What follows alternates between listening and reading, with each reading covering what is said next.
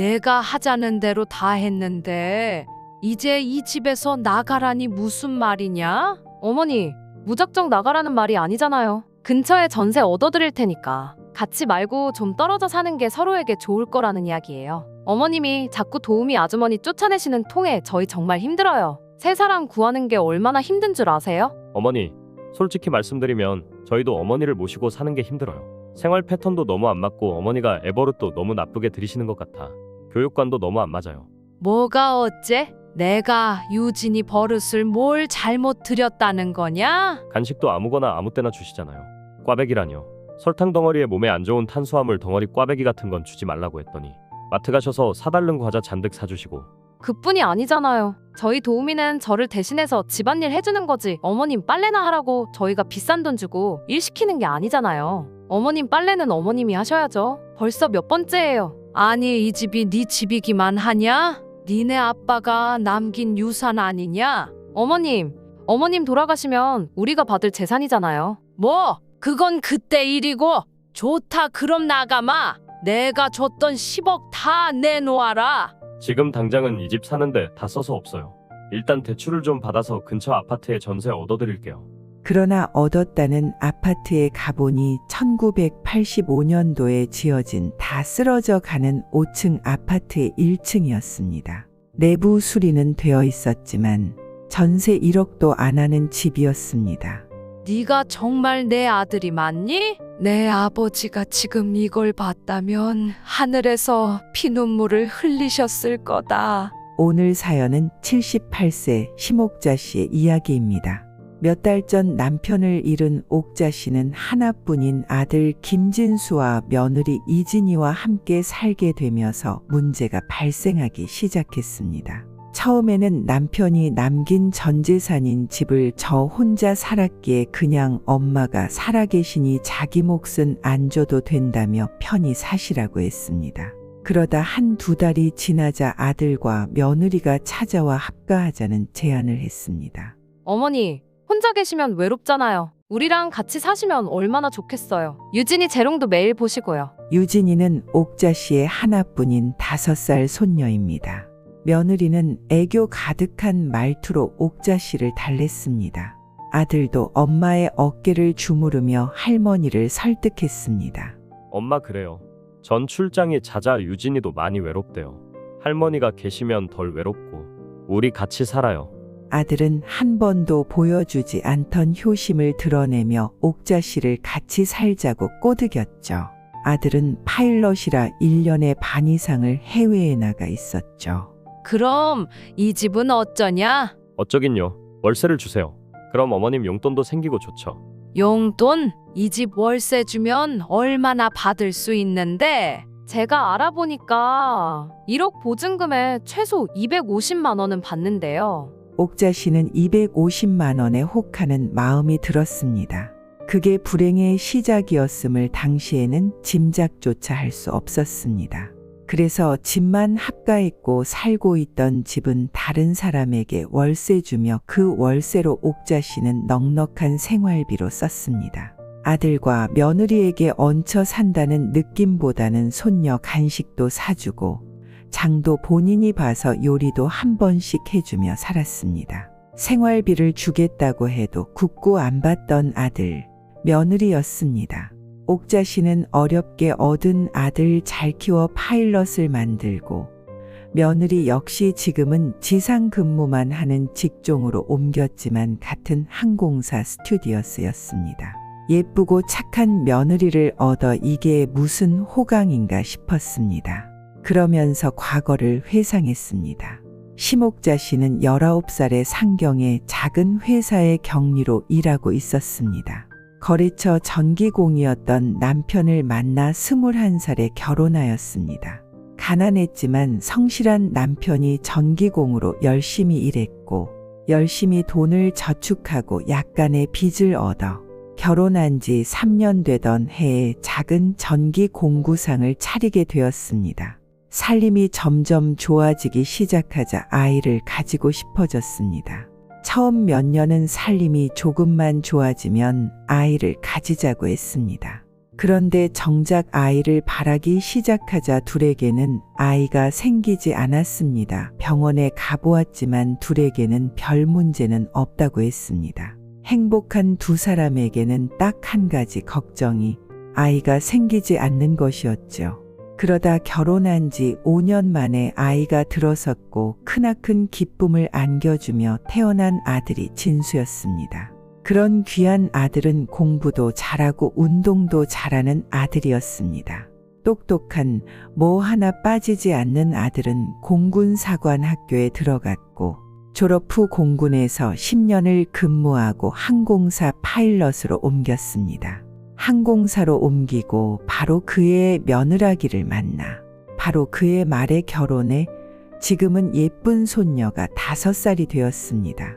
그렇게 행복한 가정을 이루고 살며 손녀까지 보고 남편이 죽었으니 행복한 천수를 누렸다고 생각하고 이만하면 나쁜 노년은 아니라고 생각하며 아들네와 함께 살기 시작했습니다. 옥자 씨는 받지 않겠다던 생활비는 아들 몰래 적금까지 들었습니다.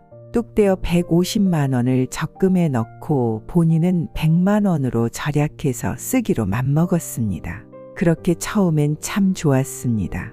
하지만 합가한 지 얼마 지나지 않아 아들과 며느리는 옥자 씨에게 또 다른 제안을 했습니다. 어머니, 이 집은 너무 작지 않아요? 우리 넓은 집으로 이사 가요. 며느리는 자연스레 제안했고 아들은 슬슬 눈치를 보며 말했습니다. 엄마, 우리 집이 좀 좁아질 것 같아요. 이제 둘째도 가지려고 하는데 그럼 유진이 방 말고 엄마, 아기까지 모두 5 식구가 살기엔 너무 좁아요. 그리고 유진이도 내년에 인천 송도에 있는 체드윅 외국인 학교에 가려고 하는데요. 그쪽 아파트로 이사 가는 게 좋겠어요. 그래서 말인데요. 엄마, 아버지에게 받은 집을 팔아서 보태면 훨씬 큰 집으로 갈 수 있어요.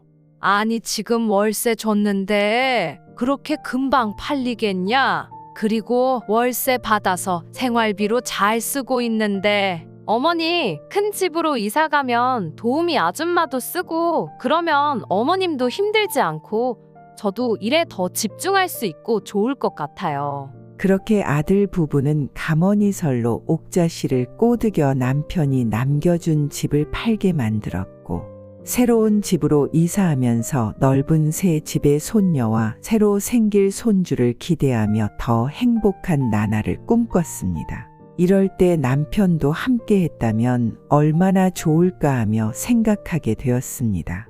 그런데 그때부터 아들과 며느리의 진짜 모습이 드러나기 시작한 것입니다. 도우미 아주머니는 집안일을 돕기 위해 고용된 사람이었지만 옥자 씨의 빨래는 손도 대지 않았습니다. 옥자 씨는 불편한 마음에 도우미 아주머니께 말합니다. 아주머니, 제 빨래는 아직 안 돌리셨나요? 그러나 도우미 아주머니의 답변은 차갑고 무심했습니다. 아, 할머니, 죄송하지만 저는 젊은 사모님이 시키신 일만 해요. 사모님이 월급을 주니까요. 아니 그게 무슨 말입니까? 이 집에서 일하면 이 집에서 나오는 일을 하는 거지 월급 주는 사람이 시킨 일만 하다니요. 우리 며느리가 제 빨래는 하지 말라던가요? 아니, 그건 아니지만 처음에 올 때 이 집에 식구가 셋이라고 했고 애기 아빠는 한 달에 반은 집에 없어서 거의 둘만 있다 생각하라고 했어요. 처음부터 어머니 뒤치다거리까지 있는 줄 알았으면 제가 이 돈 받고 여기는 안 오죠. 할머니 살림까지 살 줄 알았으면 돈을 더 받아야 해요. 그 말을 들은 옥자 씨는 더 이상 아무 말도 하지 못하고 조용히 물러설 수밖에 없었습니다.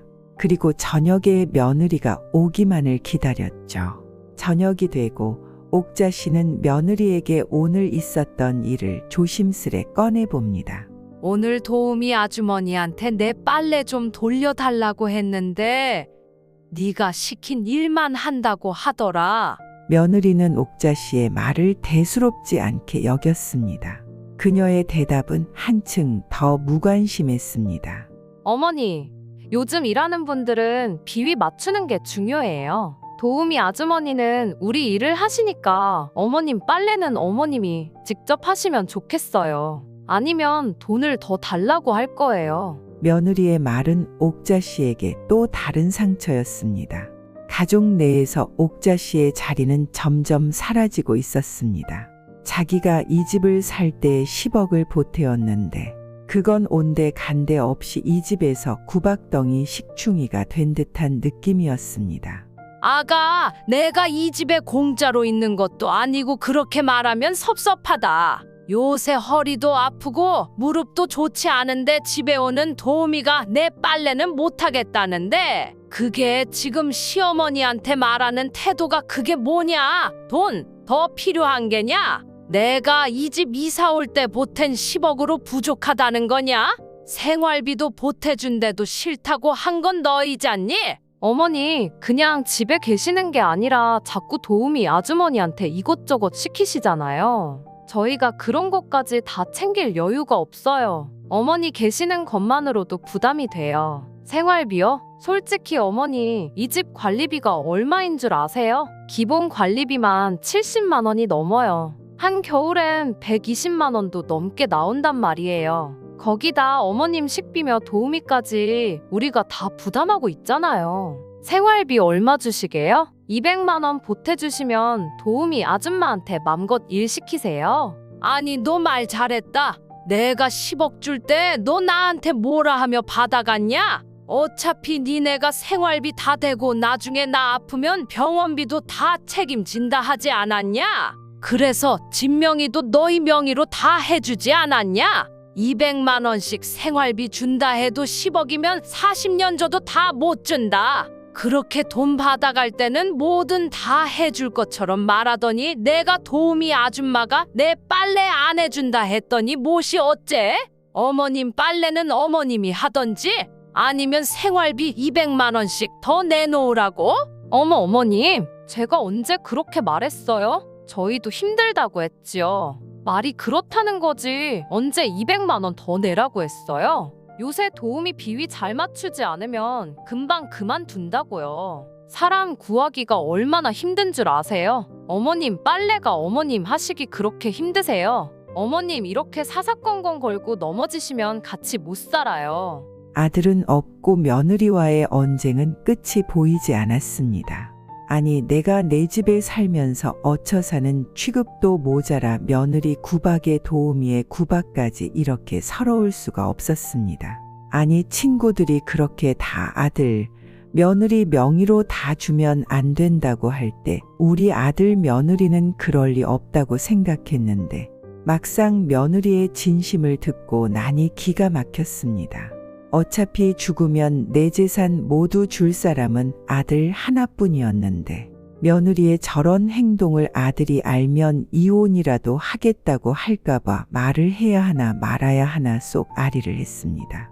그렇게 일주일이 지났고 아들이 돌아왔습니다. 아들이 온 날은 지나고 다음 날 저녁이 되어야 아들은 엄마 잠깐 드릴 말씀이 있다며 방문을 두드렸습니다. 옥자 씨는 생각해보니 자기도 할 말 못할 말 다 한 것 같아 며느리가 아들을 앞세워 화해를 청하면 못 이기는 척 지고 들어가려고 했습니다. 그리고 200만 원까지는 못 줘도 한 달에 100만 원씩 생활비를 줘야겠다 생각하고 있었습니다. 그리고 맘대로 도우미 아줌마에게 일도 시키고 할 생각이었습니다. 그런데 뜻밖의 말이 나왔습니다. 엄마, 이야기 들었어요. 진이랑 다투셨다면서요. 그래서 저희 부부가 생각을 해봤는데요. 어머님 근처에 전셋집 얻어드릴 테니 우리 따로 사는 게 좋겠어요. 내가 하자는 대로 다 했는데 이제 이 집에서 나가라니 무슨 말이냐? 어머니, 무작정 나가라는 말이 아니잖아요. 근처에 전세 얻어드릴 테니까 같이 말고 좀 떨어져 사는 게 서로에게 좋을 거라는 이야기예요. 어머님이 자꾸 도우미 아주머니 괴롭히니까 도우미 이제 안 오신대요. 새 사람 구하기가 얼마나 힘들 줄 아세요? 저희 정말 힘들어요. 어머니, 솔직히 말씀드리면 저희도 어머니를 모시고 사는 게 힘들어요.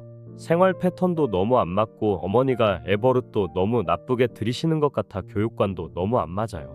뭐가 어째? 내가 유진이 버릇을 뭘 잘못 들였다는 거냐? 간식도 아무거나 아무 때나 주시잖아요. 꽈배기라니요. 설탕 덩어리에 몸에 안 좋은 탄수화물 덩어리. 꽈배기 같은 건 주지 말라고 했더니 마트 가셔서 사달른 과자 잔뜩 사주시고. 그뿐이 아니잖아요. 저희 도우미는 저를 대신해서 집안일 해주는 거지 어머님 빨래나 하라고 저희가 비싼 돈 주고 일 시키는 게 아니잖아요. 어머님 빨래는 어머님이 하셔야죠. 아니 이 집이 네 집이기만 하냐? 니네 아빠가 남긴 유산 아니냐? 엄마 돌아가시면 우리가 받을 재산이잖아요.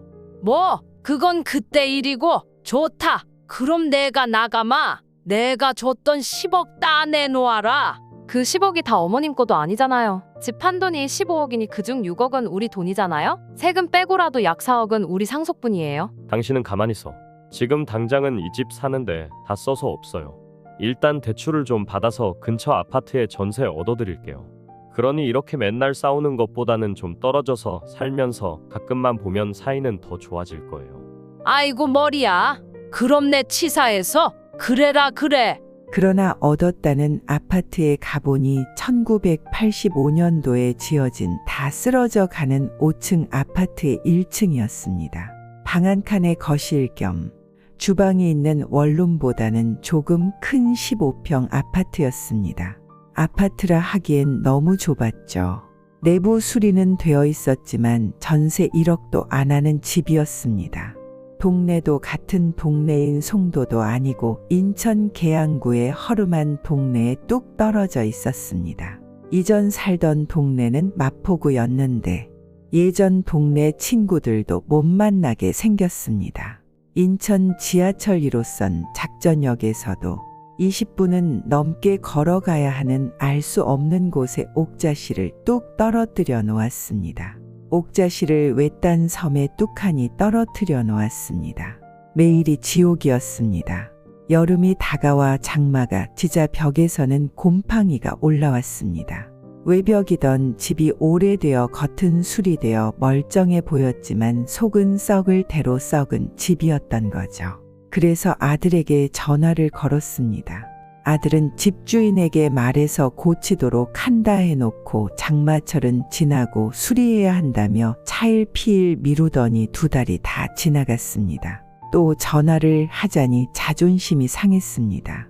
예전에는 내 집에서 편하게 살며 손녀가 오면 용돈도 줘가며 대접받으며 살았었는데 지금은 살던 동네도 아니고 내 맘대로 집을 고칠 수도 없는 신세가 왜 이렇게 처량한지 눈물이 찔끔찔끔 났습니다.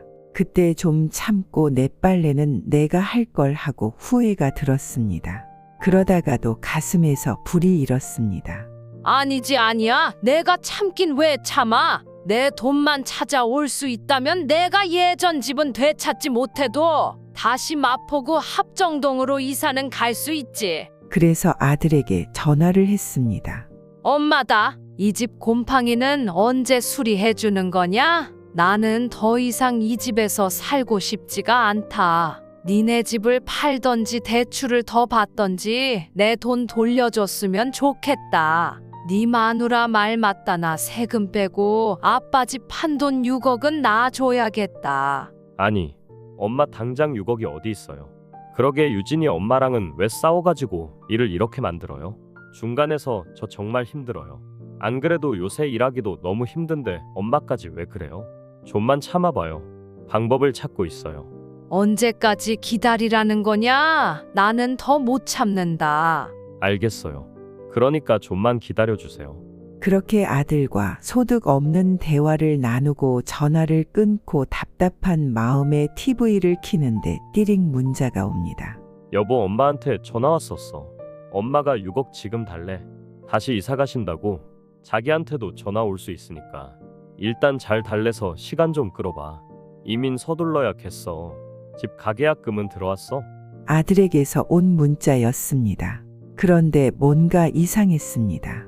여보라니 며느리에게 보낸다는 걸 옥자 씨에게 잘못 보낸 것 같았습니다. 옥자 씨는 너무 깜짝 놀랐습니다. 이민은 뭐며 가계약금?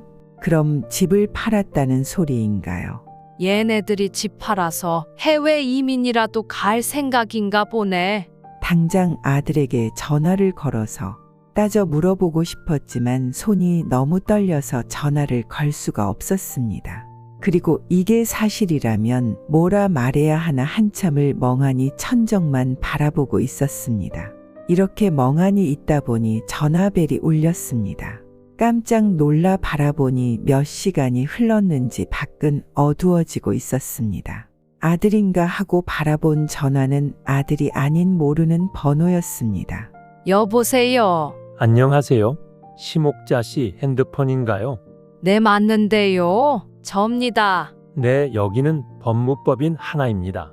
남편분이 김회성 씨 맞으시죠? 네, 맞아요. 우리 남편은 6개월 전에 죽었어요. 예, 알고 있습니다. 돌아가신 남편분께서 유언장을 남기셨습니다. 돌아가시고 6개월 후에 신탁재산인 건물과 아파트 한 채를 사모님 앞으로 명예 이전하라는 유언장이에요. 네, 정말요? 도대체 이게 무슨 일인가요? 우리 남편이 뭘 남겨요? 어디에 있는 건물과 집인가요? 네, 건물은 종로구 이화동에 있는 지가 45억 수준의 건물이고요. 집은 강남구 개포동의 재건축 아파트인데 작년에 신축되어 입주된 아파트입니다. 오래전에 사두셨는데 돌아가시기 전에 입주하고 명의를 신탁으로 돌려놓으신 지 한 달 만에 돌아가셨습니다. 아직 집은 비어 있어서 명예 변경 후 얼마든지 입주하셔도 됩니다.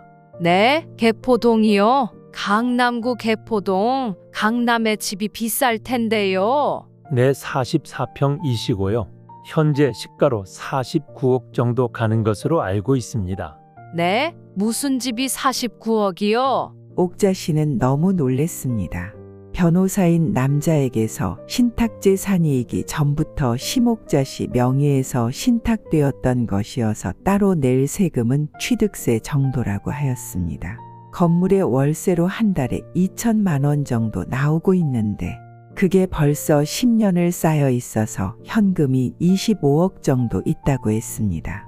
그걸로 세금을 다 낸다고 해도 현금 자산만 해도 20억 가까이 된다고 했습니다. 이게 웬일인가요? 아들에게 전 재산 다 주고 아들에게 버려져 빈털터리로 곰팡이가 피어나는 15평 다 쓰러져가는 아파트도 아닌 집에서 생을 마감할 줄 알았더니 옥자 씨의 남편은 이 일을 예견이나 한 양 남편의 유언 덕분에 기사회생할 수 있었습니다. 옥자 씨는 앞으로 아들에게 어떻게 할지 생각이 많아졌다고 합니다. 결국 아들은 엄마를 살살 꼬셔 같이 살자 하고 20년 넘게 살던 집을 팔아 그 돈으로 큰 집을 사고 본인들 명의로 산 후 팔아 엄마 몰래 이민 가려고 했었던 거네요. 그러고도 끝까지 좀만 기다려주면 엄마 돈 줄 것처럼 방법을 찾고 있다고 해놓고 와이프랑 이민 갈 궁리를 하려 했다니요. 아들에게 어떻게 하면 좋을까요?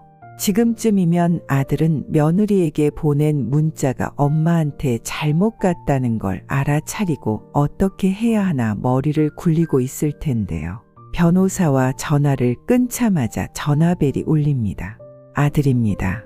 일단은 받았습니다. 엄마, 왜 이렇게 통화 중이야? 있잖아. 저기. 엄마 봤어? 응, 보긴 뭘 봐.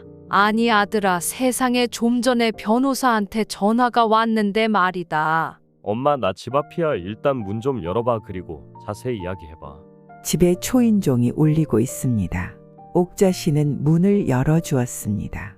아들은 왠지 모르게 안절부절 못하고 있습니다. 그래서 옥자 씨는 화장실을 다녀온다고 다녀옵니다. 다녀와서 핸드폰을 살펴보니 아들이 자기가 잘못 보낸 문자를 지웠더군요.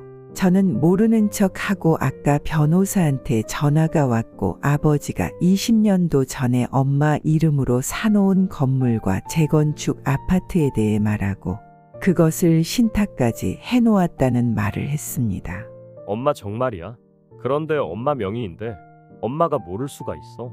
그야 우리가 인감이든 인감도장이든 그냥 서랍에 있으니 아빠가 가져다 썼나 보다 하지. 엄마가 뭘 아나. 그냥 인감증명서 필요하다면 띄어다 준 것 같기도 하고 잘 기억이 안 난다. 그리고는 아들이 집이 오늘 팔렸다며 가계약금이 들어와서 엄마 돈 금방 해드릴 수 있다고 하는 겁니다. 아니 어떻게 집이 그렇게 빨리 팔렸어? 언제 집 내놓은 거야? 엄마도 당연히 엄마 좋은 집에 모시려고 진작부터 내놓았지. 아니 세상에 나 그랬어? 나는 그것도 모르고 니네가 나를 이런 거지 같은 집에 처박아 두고 어디 멀리 가는 줄로만 알았다. 내 친구 정자 있지 않니? 그 사촌 언니가 자식들과 같이 이민 간다고 전 재산 팔아서 아들네하고 이민 간다고 준비했는데 아들네가 공항에서 두 노인들만 놔두고 어디론가 사라져서 겨우 한국으로 돌아와서는 행방을 찾을 수 없다고 하더라. 나도 그런가 했다. 엄마는 무슨 그런 험한 말을 하고 그래요? 엄마 너무 드라마 많이 본 거 아니에요? 흥! 드라마는 네가 나한테 하려던 짓과 별반 다름없는데. 그런가? 아무튼 네 아빠도 참. 그럼 돈은 언제 줄 수 있냐? 법적으로 내 명의로 돌리려면 취득세도 내야 하고 그런가 보더라. 아, 그래요? 마침 다음 달에 바로 이사 들어오기로 했으니까 바로 드릴게요. 아이고 그래. 오늘 모든 게 일사천리로 해결이 다 되는구나. 이 집도 얼른 내놓고 당장 예전 동네 집부터 알아봐야겠다. 일단 1억만 먼저 줄 수 있니? 계약금이라도 해야 하니. 알겠어요. 엄마 당장 1억 엄마 통장에 넣을게요. 그렇게 옥자 씨는 맘을 다 잡아먹고 연기를 했습니다. 속에서는 천불이 났지만 참고 또 참았습니다. 내 돈만 다 받기만 해봐라 하는 마음으로요. 다음 날 아침 통장에 1억이 띠리링 찍힙니다. 그 이후로 며느리가 손녀를 데리고 와서 밥을 사고 반찬을 해오고 그동안 죄송했다면서 자기가 잘못했다고 합니다. 그리고 갖은 애교와 아양을 떨며 예전에 예쁘고 착한 며느리로 돌아왔습니다. 그러나 이제 옥자 씨는 속지 않습니다. 옥자 씨에게 새로운 예전과는 비교도 되지 않게 많은 재산이 생긴 것을 알았기에 그렇게 행동한다는 것을요. 아들도 비행을 마치고 한국에 있을 때면 하루가 멀다 하고 문지방이 닳도록 들락거립니다. 서울로 다시 이사하기 전까지 자기 집에 있으라며 세상 효자인 척합니다. 아니다. 있는 날까지 있다가 나도 이사 갈란다.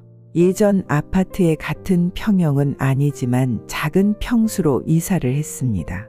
돈은 돈이 모자란다는 핑계로 7억 5천만 원을 받아내었습니다. 이사를 하고도 쉬는 날이면 뻔질나게 손녀를 데리고 찾아오네요. 받을 돈은 다 받았습니다. 이제 어떻게 할까요? 나 죽을 때 남은 재산 다 기부하고 갈까요? 아니면 미운 자식이지만 자식이니 남겨주고 갈까요? 지난 1년 동안 남편이 떠나고 일어난 일들은 옥자 씨 인생에서 처절한 악몽 같은 일들이었습니다. 손녀를 보면 예쁘고 안타까운 마음이 들다가도 괘씸한 아들과 며느리를 보면 전 재산을 사회에 기부하고 갈까 생각 중입니다. 어떻게 하면 좋을까요? 하루에도 12번씩 생각이 바뀐다고 하네요. 시청자 여러분의 의견은 어떠신지요? 의견 남겨주세요.